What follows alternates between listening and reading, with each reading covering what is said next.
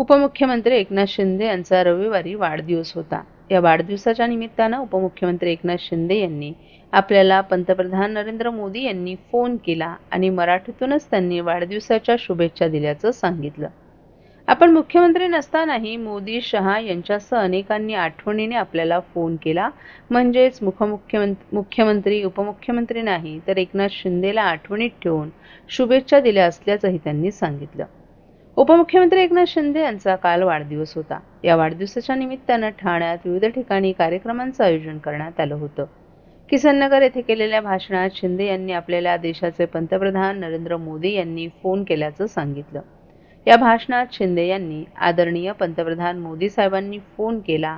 काय शिंदेजी कुठे आहात? मी म्हणालो इथेच आहे। ते म्हणाले काय करत आहात? आज तुमचा वाढदिवस आहे। वाढदिवसाच्या तुम्हाला लाख लाख शुभेच्छा।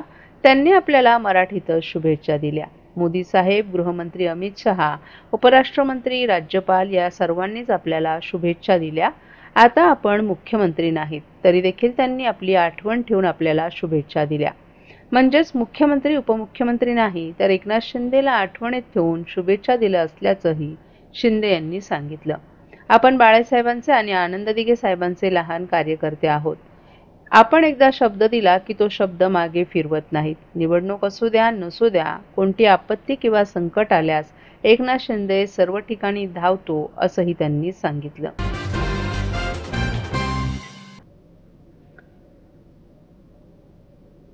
राज्य परिवहन सेवेच्या महामंडळाचा चेहरा मोहरा बदलून अगदी 5 स्टार परिवहन सेवा निर्माण करण्याचं ध्येय असल्याचं प्रतिपादन उपमुख्यमंत्री एकनाथ शिंदे यांनी काल ठाण्यात बोलताना केले। कोपड बसस्थानकातील चालक वाहकांच्या वातानुकूलित विश्रांतीगृहाचं उद्घाटन शिंदे यांच्या हस्ते झालं, त्यावेळी ते बोलत होते। असंच विश्रांतीगृहाचं रोल मॉडेल राज्यभर राबवण्याच्या सूचनाही त्यांनी यावेळी केल्या। उपमुख्यमंत्री एकनाथ शिंदे यांनी एसटीच्या पुनरुत्थानासाठी एसटी कर्मचाऱ्यांनी प्रवासी सेवा हीच ईश्वर सेवा समजून काम केलं पाहिजे असं सांगितलं। प्रवाशांना एअरपोर्ट सारखे बसपोर्ट उपलब्ध करून देण्यासाठी खासगी सार्वजनिक भागीदारीतून नाविन्यपूर्ण उपक्रम राबवण्यावर एसटी महामंडळानं भर दिला पाहिजे। तसंच मागील वर्षी एमआयडीसीच्या माध्यमातून एसटीच्या 191 बसस्थानक परिसराचं कॉन्क्रिटीकरण करण्याचं काम हाती घेतलं असून खड्डेमुक्त बसस्थानक हा संकल्प असल्याचंही शिंदे यांनी सांगितलं। परिवहन मंत्री प्रताप सरनाईक यांनी राज्यभरात सार्वजनिक खासगी भागीदारीतून निर्माण होणाऱ्या प्रकल्पांमध्ये आगार तिथे 100 खाटांचं कॅशलेस रुग्णालय उभारण्याचा संकल्प असून उपमुख्यमंत्री एकनाथ शिंदे यांच्या वाढदिवसादिवशी या योजनेचा प्रारंभ करत असल्याचं सांगितलं। भविष्यात या रुग्णालयांमध्ये महात्मा फुले जनआरोग्य योजनेसह विविध वैद्यकीय सेवा सुविधा एसटीच्या कर्मचाऱ्यांना मोफत उपलब्ध करून देण्यात येणार असून त्याचा फायदा त्या परिसरातील प्रवासी आणि सर्वसामान्यांनाही मिळणार आहे। या कार्यक्रमाला आरोग्यमंत्री प्रकाश आंबेडकर, अर्थ व नियोजन राज्यमंत्री आशिष जयस्वाल यांच्यासह एसटी महामंडळाचे प्रभारी उपाध्यक्ष आणि व्यवस्थापकीय संचालक विवेक भीमनराव आदीही उपस्थित होते।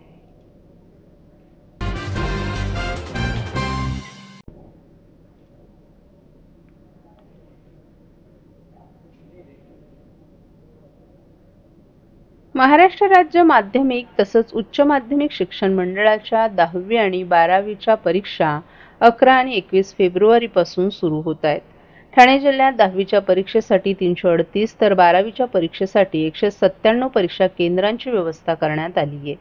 या परीक्षा कॉपीमुक्त करण्यासाठी भरारी पथकांची नजर असणार आहे। शिवाय ज्या परीक्षा केंद्रांवर संशयास्पद हालचाली होतील त्या केंद्रांची मान्यता कायमची रद्द करण्याचा इशारा देण्यात आलाय। ठाणे जिल्ह्यात 10वी करता 338 परीक्षा केंद्र असून 1,03,718 विद्यार्थी परीक्षा देणार आहेत, तर 12वी परीक्षेकरिता 197 परीक्षा केंद्र असून 1,21,244 विद्यार्थी परीक्षेस प्रविष्ट आहेत। परीक्षा कामकाज 20 परीक्षक केंद्रांमार्फत होणार आहेत। परीक्षा कॉपीमुक्त व्हावी यासाठी शिक्षण विभागाअंतर्गत भरारी पथक तसंच आवश्यकतेप्रमाणे बैठे पथक नियुक्त करण्यात आले आहेत। याशिवाय तालुका तसंच पालिका स्तरावर स्वतंत्रपणे पथकांची नियुक्ती करण्यात आली आहे। महसूल विभागाअंतर्गत जिल्हाधिकारी भरारी पथकं नेमण्यात आली आहेत। या व्यतिरिक्त जिल्हा स्तरावरील खाते प्रमुखांनी परीक्षा केंद्रांना भेटी देण्यासंदर्भात नियोजन केले। परीक्षा दरम्यान कॉपी अथवा इतर गैरप्रकार निदर्शनास आल्यास अशा विद्यार्थ्यांवर कारवाई करण्यात येणार आहे। त्यामुळे विद्यार्थी तसंच पालकांनी दक्षता घ्यावी। त्याचप्रमाणे परीक्षा केंद्रांवर गैरप्रकार निदर्शनास आल्यास परीक्षा केंद्र कायमस्वरूपी रद्द करण्यात येईल अशा सूचना प्रशासनामार्फत देण्यात आल्या आहेत।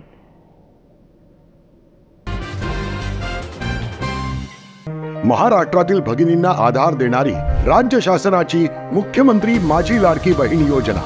या योजनेअंतर्गत अल्प उत्पन्न गटातील 21 ते 65 वयोगटाच्या भगिनींना मिळणार दरमहा 1500 रुपयांची मदत। अर्ज करण्यासाठी 31 ऑगस्ट 2024 पर्यंत मुदतवाढ।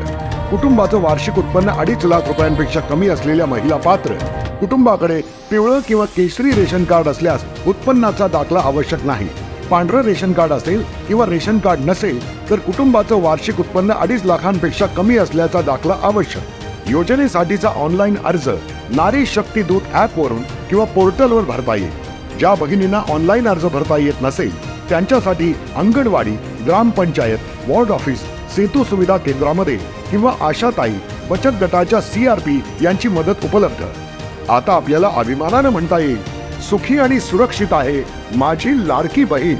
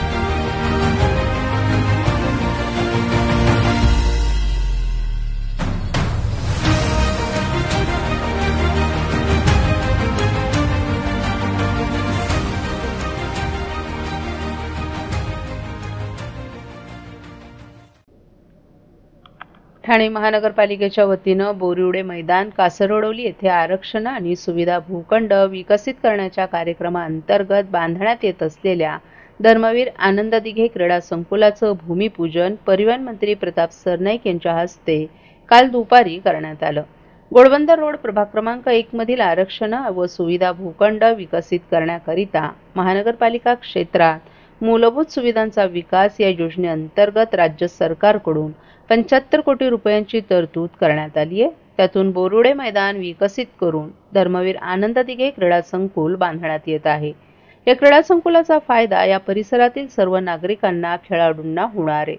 त्यामुळे हा एक महत्त्वाचा प्रकल्प ठरणार असल्याचं प्रतिपादन परिवहन मंत्री प्रताप सरनाईक यांनी केले।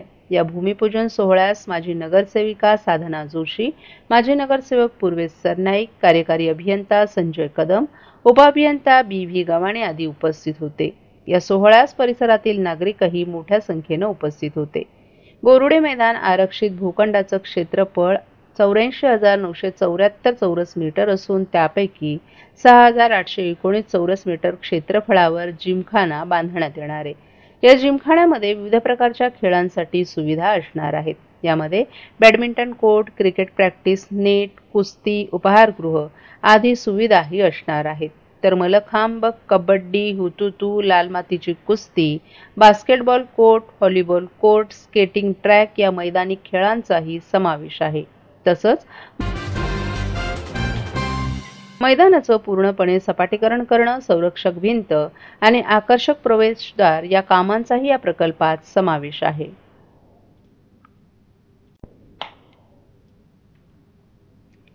राज्यातील आरोग्य सेवा अधिक सक्षम आणि दर्जेदार करण्याच्या उद्देशानं कर्करोग तपासणी आणि जनजागृती मोहिमेच्या अनुषंगानं ठाणे जिल्हाधिकारी कार्यालयात आज उपमुख्यमंत्री एकनाथ शिंदे यांच्या हस्ते विविध आरोग्य सुविधांचं लोकार्पण करण्यात आलं। नियोजन भवन, जिल्हाधिकारी कार्यालय येथे दुपारी 1 वाजता हा सोहळा पार पडला। यावेळी 8 कर्करोग mobile van, 7 advance life support रुग्णवाहिका, 102 क्रमांकाच्या 384 रुग्णवाहिका, 2 सिटी स्कॅन मशीन तसंच 80 डिजिटल हँडसेट एक्स-रे मशीनचं लोकार्पण करण्यात आलं। याशिवाय राज्यभरात 6 डे केअर किमोथेरपी सेंटर सुरू करण्याची घोषणाही यावेळी करण्यात आली. सार्वजनिक आरोग्य मंत्री प्रकाश आंबेडकर यांच्या संकल्पनेतून आणि पुढाकारानं राज्यातील 8 मंडळांमध्ये या कार्यक्रमांचं आयोजन करण्यात आलं होतं. या सोहळ्याला केंद्रीय आयुष मंत्री प्रतापराव जाधव यांची विशेष उपस्थिती लाभली. तसंच वनमंत्री गणेश नाईक, परिवहन मंत्री प्रताप सरनाईक, सार्वजनिक आरोग्य व कुटुंब कल्याण राज्यमंत्री मेघनाथ साकोरे बोर्डीकर आदी प्रमुख पाहुणे म्हणून उपस्थित होते. या कार्यक्रमाच्या निमित्तानं ग्रामीण, आदिवासी आणि दुर्गम भागातील नागरिकांना आरोग्य विभागाच्या सेवा अधिक सुलभ आणि प्रभावीपणे उपलब्ध होतील असा विश्वासही व्यक्त करण्यात आलाय. कार्यक्रमाचं ऑनलाईन प्रक्षेपण देखील करण्यात आले. या लोकार्पण सोहळ्याला खासदार श्रीकांत शिंदे, खासदार नरेश म्हस्के, खासदार बाळामामा म्हात्रे यांच्यासह स्थानिक लोकप्रतिनिधींचीही उपस्थिती मिळाली.